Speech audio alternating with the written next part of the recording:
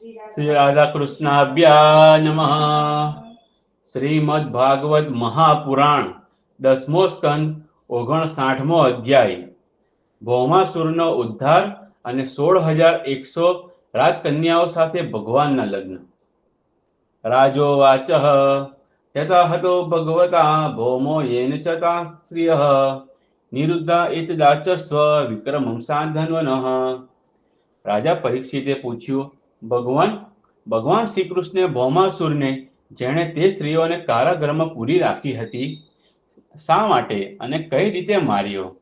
તમે કૃપા કરીને શાર્ક ધનુષ્યધારી ભગવાન શ્રી કૃષ્ણનું તે વિચિત્ર ચરિત્ર સંભળાવો।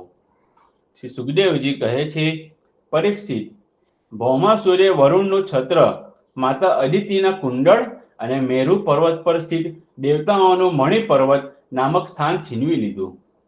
આના કારણે સર્વના રાજા ઇન્દ્ર દ્વારકામાં આવ્યા અને તેના એક કરતૂતો કૃત્યો ભગવાન શ્રી કૃષ્ણને કહ્યા। ભગવાન શ્રી કૃષ્ણ પોતાના પ્રિય પત્ની સત્યભામા સાથે ગરુડ પર બેસી ભૌમાસુરની રાજધાની પ્રાગજ્યોતિષપુરમાં ગયા। આ નગરના રક્ષણ માટે ભૌમાસુરે 6 કિલ્લા બનાવ્યા હતા। ગિરિદુર્ગ ચારે બાજુ પર્વતોની હારમાળા હતી। શસ્ત્રદુર્ગ ચારે બાજુ વિવિધ પ્રકારના શસ્ત્રો લઈને સૈનિકો ઊભા હતા। જલદુર્ગ પાણીની ઊંડી જલ ભરેલી ખાઈઓ હતી। અગ્નિદુર્ગ ચારે તરફ સળગતો અગ્નિ હતો। પવનદુર્ગ વાયુની ભયંકર ધુમરીઓ અને ધૂળની ડમરીઓ ઉડતી હતી।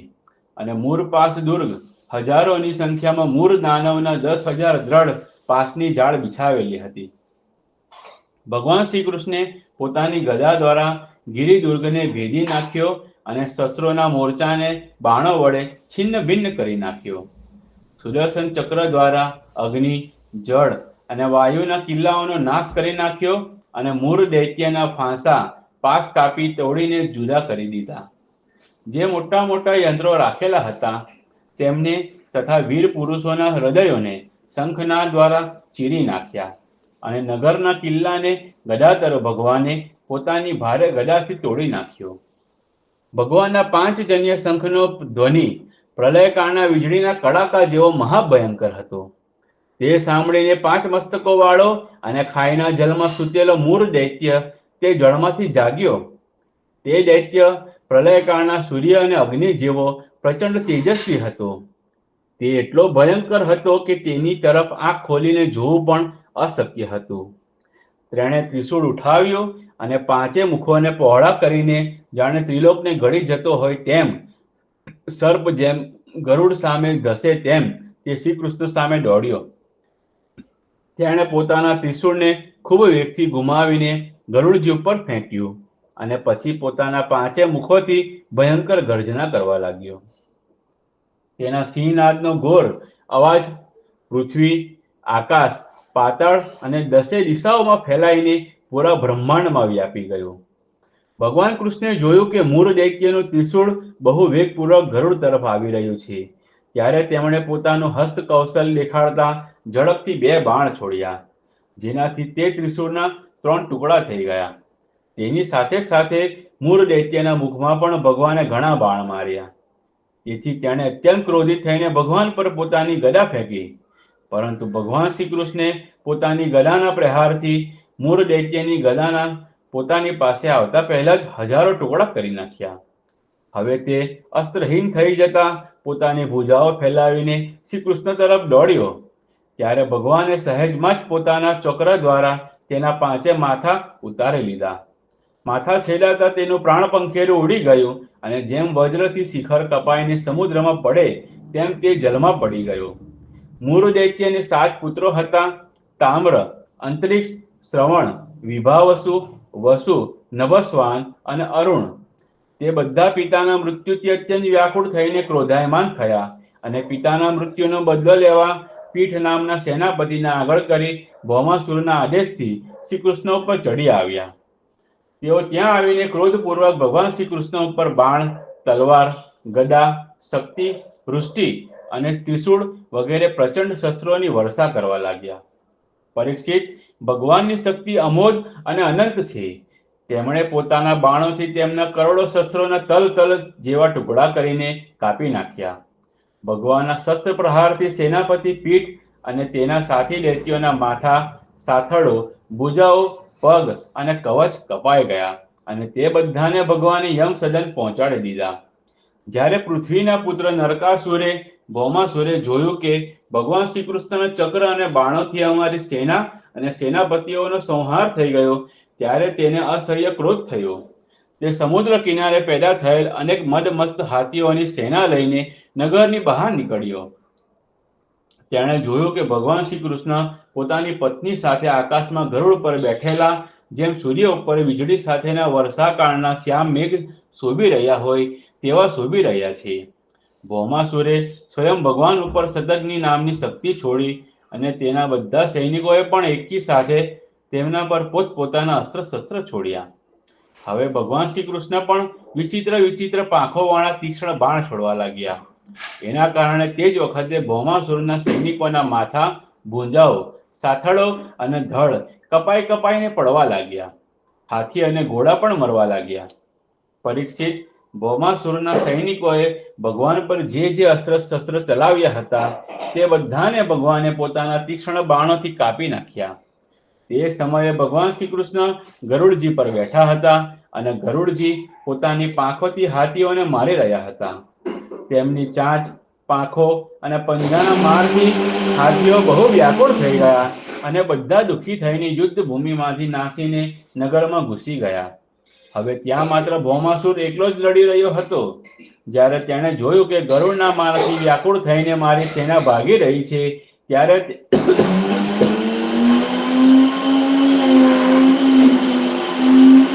તેણે ગરુડજી પર એક શક્તિ ચલાવી, જેણે વજ્રને પણ નકામું કરી દીધું હતું. પરંતુ તેના પ્રહારથી પક્ષીરાજ ગરુડજી સહેજ પણ વિચલિત થયા નહીં. જાણે કોઈએ મદમસ્ત ગજરાજ પર ફૂલોની માળાનો પ્રહાર કર્યો હોય. હવે ભૌમાસુરે જોયું કે મારા બધા ઉપાયો નિષ્ફળ જાય છે, ત્યારે તેણે શ્રી કૃષ્ણને મારી નાખવા માટે એક ત્રિશૂળ ઉપાડ્યું. પરંતુ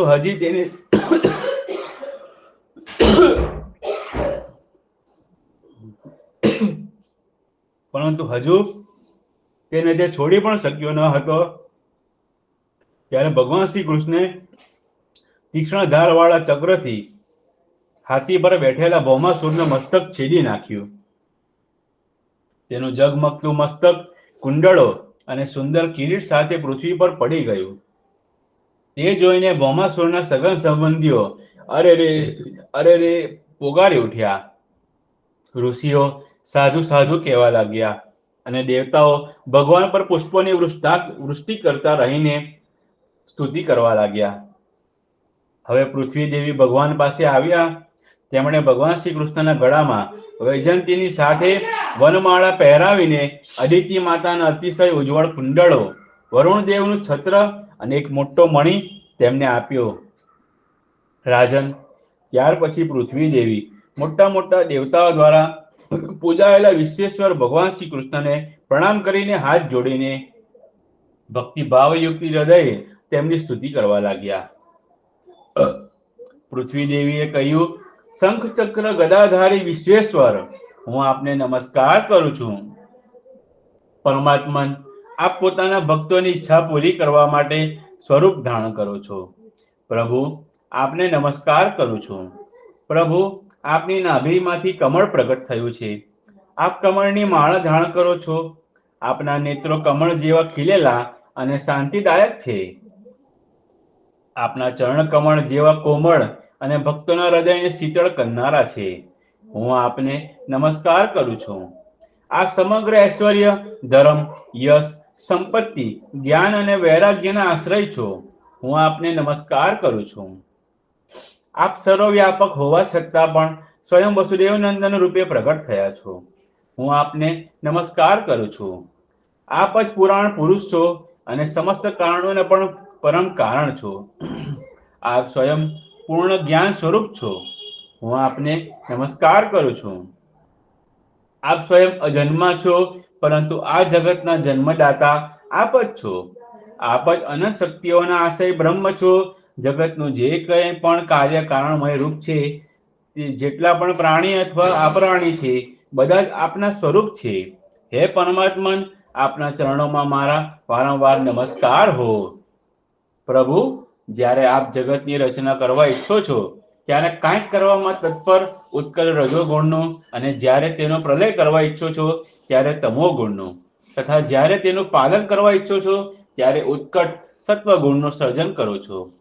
પરંતુ આ બધું કરવા છતાં પણ આપ તે ગુણોથી અલિપ્ત જ રહો છો.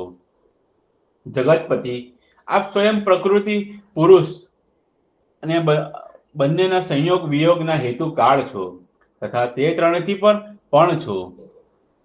ભગવાન, હું પૃથ્વી, જલ, અગ્નિ, વાયુ, આકાશ, પંચતન માત્રાઓ, મન, ઇન્દ્રિયો અને એમના અધિષ્ઠાતા દેવતા, અહંકાર અને મહત્તત્વ શું કહું, આ સંપૂર્ણ ચરાચર જગત આપના અદ્વિતીય સ્વરૂપમાં બ્રહ્મને કારણે જ ભિન્ન ભિન્ન પ્રતીત થાય છે. શરણાગતના ભયને હરવાવાળા પ્રભુ, મારા પુત્ર ભૌમાસુરનો આ પુત્ર ભગદત્ત અત્યંત ભયભીત થઈ રહ્યો છે. હું તેને આપના ચરણ કમળો પાસે લઈ આવી છું. પ્રભુ, આપ તેની રક્ષા કરો અને સમસ્ત પાપ તાપોને નષ્ટ કરનાર આપનો કર કમળ તેના મસ્તક પર પધરાવો. શ્રી સુખદેવજી કહે છે, પરીક્ષિત, જ્યારે પૃથ્વીએ ભક્તિભાવથી વિનમ્ર થઈને આ પ્રમાણે ભગવાન શ્રી કૃષ્ણની સ્તુતિ કરી, ત્યારે તેમણે ભગદત્તને અભયદાન આપ્યું અને ભૌમાસુરના સર્વ સંપત્તિઓથી સંપન્ન મહેલમાં પ્રવેશ કર્યો. ત્યાં જઈને ભગવાને જોયું કે ભૌમાસુરે બળપૂર્વક રાજાની 16,000 રાજકુમારીઓ છીનવી લઈને અહીં રાખી હતી. હવે તે રાજકુમારીઓ અંતઃપુરમાં પધારેલા નરશ્રેષ્ઠ ભગવાન શ્રી કૃષ્ણને જોઈને મોહિત થઈ ગઈ, અને તેમણે ભગવાનની અહેતુક કૃપા અને પોતાનું સૌભાગ્ય સમજીને મનમાં જ ભગવાનને પોતાના પરમ પ્રિયતમ પતિના રૂપમાં વરવાનું નક્કી કરી લીધું. તે રાજકુમારીઓમાંથી દરેકે અલગ અલગ પોતાના મનમાં એવો જ નિશ્ચય કર્યો કે આ શ્રી કૃષ્ણ જ મારા પતિ થાય અને વિધાતા મારી આ અભિલાષા પૂરી કરે. આ પ્રમાણે તેમણે પ્રેમભાવથી પોતાનું હૃદય ભગવાનને ન્યોછાવર કરી દીધું. ત્યારે ભગવાન શ્રી કૃષ્ણે તે રાજકુમારીઓને સુંદર સુંદર નિર્મળ વસ્ત્રાભૂષણ પહેરાવીને પાલખીઓમાં દ્વારકા મોકલી આપી, અને તેમની સાથે મોટા ખજાના, રથ, ઘોડા અને પુષ્કળ સંપત્તિ પણ દ્વારકા મોકલી દીધી. ઐરાવતના વંશમાં ઉત્પન્ન થયેલા અત્યંત વેગવાન 4 દાંતવાળા સફેદ રંગના 64 હાથી પણ ભગવાને દ્વારકા મોકલી આપ્યા. ત્યાર પછી ભગવાન શ્રી કૃષ્ણ અમરાવતીમાં સ્થિત દેવરાજ ઇન્દ્રના મહેલમાં ગયા. ત્યાં દેવરાજ ઇન્દ્રએ પોતાના પત્ની ઇન્દ્રાણી સાથે સત્યભામાજી અને ભગવાન શ્રી કૃષ્ણની પૂજા કરી. ત્યારે ભગવાને અદિતિ, તેમના માતાના કુંડળો તેમને આપી દીધા. ત્યાંથી પાછા વળતા સત્યભામાજીની પ્રેરણાથી ભગવાન શ્રી કૃષ્ણે પારિજાત કલ્પવૃક્ષ ઉપાડીને ગરુડ પર મૂકી દીધું, અને દેવરાજ ઇન્દ્ર તથા સમસ્ત દેવતાઓને જીતીને તેને દ્વારકા લઈ આવ્યા. ભગવાને તે પારિજાત વૃક્ષને સત્યભામાના મહેલના બગીચામાં રોપી દીધું. આનાથી તે બગીચાની શોભા બહુ વધી ગઈ. પારિજાતની સાથે તેની સુવાસ અને મકરંદના લોભી ભમરાઓ સ્વર્ગમાંથી દ્વારકા આવી ગયા. પરીક્ષિત, જુઓ તો ખરા, જ્યારે ઇન્દ્રને પોતાનું કાર્ય સાધવું હતું ત્યારે તે પોતાનું મસ્તક નમાવીને મુકુટના અગ્રભાગથી શ્રી કૃષ્ણનો ચરણ સ્પર્શ કરીને તેમની સહાયતાની ભીખ માંગતો હતો. પરંતુ જ્યારે કાર્ય સિદ્ધ થઈ ગયું ત્યારે તે જ ઇન્દ્ર ભગવાન સાથે યુદ્ધ કરે છે. ખરેખર આ દેવતાઓ પણ બહુ જ તમોગુણી છે, અને સૌથી મોટો દોષ તો તેમનામાં ધનિકતાનો છે. ધિક્કાર છે આવી ધન સંપત્તિને. ત્યાર પછી ભગવાન શ્રી કૃષ્ણે એક જ મુહૂર્તમાં જુદા જુદા આવાસોમાં અલગ અલગ રૂપ ધારણ કરીને એકી સાથે બધી 16,000 રાજકુમારીઓનું શાસ્ત્રોક્ત વિધિથી પાણી ગ્રહણ કર્યું. સર્વશક્તિમાન અવિનાશી ભગવાન માટે એમાં આશ્ચર્યની કઈ વાત છે? પરીક્ષિત, ભગવાનની પત્નીઓના અલગ અલગ મહેલોમાં એવી દિવ્ય સામગ્રીઓ ભરેલી હતી જેની બરાબરી જગતમાં ક્યાંય પણ અને કોઈ પણ સામગ્રીઓ સાથે થઈ શકે નહીં. પછી વિશેષ હોવાની તો વાત જ ક્યાં છે? તે મહેલોમાં રહીને અતકર્ય કર્મો કરનારા ભગવાન પોતે સ્વરૂપાનંદથી પૂર્ણ હોવા છતાં બીજા સામાન્ય મનુષ્યોની જેમ ગૃહસ્થ ધર્મને આચરતા લક્ષ્મીના અંશરૂપ એવી તે સ્ત્રીઓ સાથે રહેતા હતા. પરીક્ષિત, બ્રહ્મા વગેરે મોટા મોટા દેવતાઓ પણ ભગવાનના વાસ્તવિક સ્વરૂપને અને તેમની પ્રાપ્તિના માર્ગને જાણતા નથી. તે જ રમારમણ ભગવાન શ્રી કૃષ્ણને તે સ્ત્રીઓએ પતિ તરીકે પ્રાપ્ત કર્યા હતા. તેઓ અત્યંત પ્રસન્નતાથી ઉત્તરોત્તર ઉછળતી પ્રીતિ અનુરાગથી નિરખવું અને અભિનવ સંગમમાં પરસ્પરનું પ્રેમપૂર્વક હાસ્ય, મધુર ચિતવન, નવ સમાગમ, પ્રેમ આલાપ તથા ભાવમાં વૃદ્ધિ કરતી લજ્જાથી યુક્ત થઈને બધી રીતે ભગવાનની સેવા કરતી હતી. તે બધી પત્નીઓ સાથે સેવા કરવા માટે સેંકડો દાસીઓ હતી. છતાં જ્યારે તેમના મહેલમાં ભગવાન પધારતા ત્યારે તે પોતે આગળ જઈને આદરપૂર્વક તેમને મહેલમાં લઈ આવતી. શ્રેષ્ઠ આસન પર બેસાડતી, ઉત્તમ સામગ્રીઓથી પૂજા કરતી, ચરણ ધોતી, પાન બનાવીને ખવડાવતી, ચરણ દબાવીને શ્રમ દૂર કરતી, પંખાથી પવન નાખતી, ચંદન, પુષ્પો, અત્તર વગેરે સુગંધિત દ્રવ્યો સમર્પિત કરતી, ફૂલોની માળા પહેરાવતી અને કેસ ઓળી આપવા, શયન કરાવવું, સ્નાન કરાવવું અને વિવિધ વાનગીઓ બનાવી ભોજન કરાવવું વગેરે ભગવાનની તમામ પ્રકારની સેવા સ્વયં પોતાના હાથે જ કરતી હતી. इति श्रीमद्भागवते महापुराणे पारमहंस्यां संहितायां दशम स्कंदे उत्तरार्धे पारिजात हरण नरकवधो नाम एकनष्टितमोऽध्यायः. 10મા સ્કંદના ઉત્તરાર્ધ અંતર્ગત પારિજાતનું હરણ અને નરકવધ નામનો 59મો અધ્યાય સમાપ્ત. બોલો શ્રી કૃષ્ણ કનૈયા લાલ કી જય.